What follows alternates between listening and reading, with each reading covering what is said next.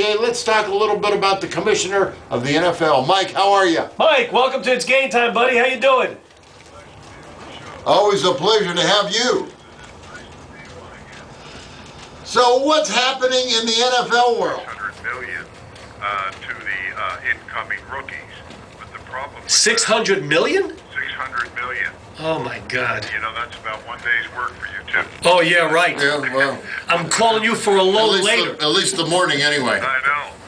But the problem with that is 25% of the players don't make it. So in essence, you're forfeiting about $150 million. That could go either to the retired players in benefits, or it could go to the better current players. And as we all know, anybody who played in the league, you usually know by the end of your third year whether you want to go on or not, because there's no more potential after the second year. So, you either do or you don't. And, this is something I think we would like, I think both groups would like to see this favorably resolved, where we can get more player money to the retired players, which the owners know they got a real problem with that, and also get more money to the veterans who deserve it. And I think that's really, but I think they're getting down to that. At least that's one of the major points. Well, did they open the books yet? Because that was a big issue that the owners. No. What they did is the Player Association about a week ago went out and hired a major investment banker to take all the information, run it back through that they have, and then again try to come up with a figure they felt was the right figure that these owners were making.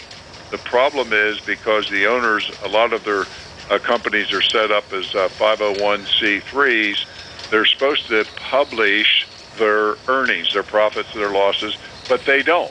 Again, no one knows how they get away with this.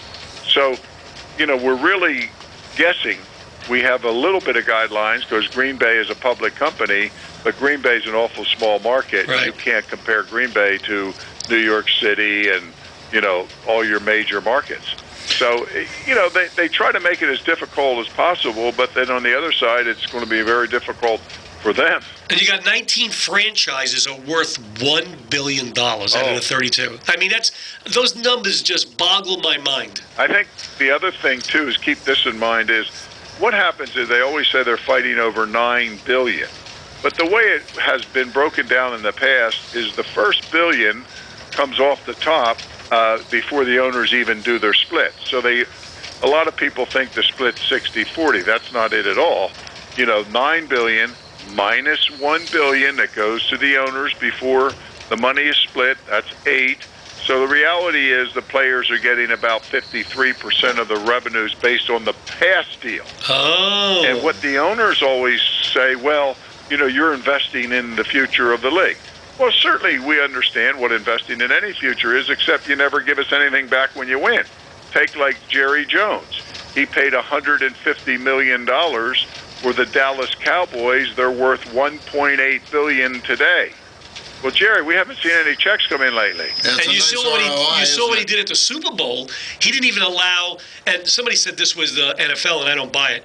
He didn't have any of the merchandise for Green Bay or the Steelers outside his arena. He was selling Dallas Cowboy stuff. Right. Really? Yeah. I didn't even know that. Well, our buddy Walter Briggs, you know who Walter Briggs is. Yeah, your friend Walter Your friend Briggs. Walter was telling us he couldn't believe it, and we had friends who went to the Super Bowl, and they had to go into town to buy merchandise of the Packers and the Steelers. And they ran out of beer. I mean, they ran out of all kinds of things. It was horrible. Yeah, actually, everybody I talked to said the whole week was a nightmare. That's why I didn't go. Cold, beyond the norm.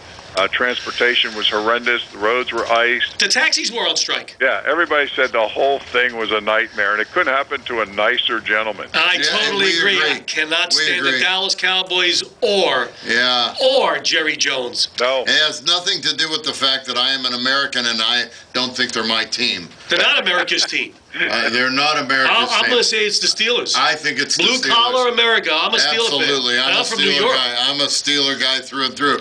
But I know that I still like the Bills. Well, no Bills forever. I still like the Bills, and I still like Penn State. Mike, what do you think's going to happen? I mean, you think that they're going to come to grips, or do you? No, I'm afraid that they're still too far apart because, as you know, the other issues again is, I mean, they want that 18 games.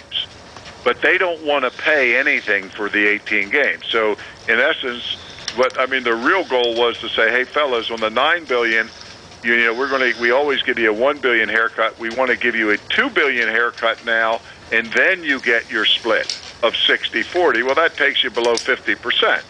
But hey guys, you want me to play 2 more games, and you want me to take another cut in pay?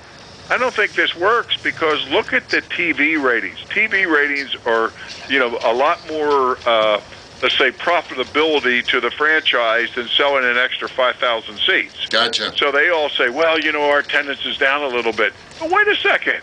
Your TV ratings are absolutely through the roof this year. Right. So imagine what that translates into new capital for these teams. So, I'm afraid if I had to bet, I'm going to bet it's not settled. Well, can we call you next week and get an update? I will be here, unfortunately. Okay. Well, but before you run, I know that there's a tribute coming up for your best friend and for our friend Hacksaw. Oh yeah. Can you tell us just real quick, because we got lots of calls we got to get to. But we love this guy, and I'd love for you to let the world know what's going on. What we're doing down at the NFL convention, as you know, is down in Naples this year for both the current and retired players. And there's a big group of players who are going to throw a great big party for Hacksaw, celebrating him being inducted into the WWE Hall of Fame early in April. That's wonderful. He was a former NFL player, and it's nice to see all the fellows do a tribute to one of the nicest guys. Well, give him our best, because we love Hacksaw. Yeah, we do. And you as well. You too, Mike. We got to go out again. Guys, we'll let you go. Thanks, buddy. We'll talk to you next week.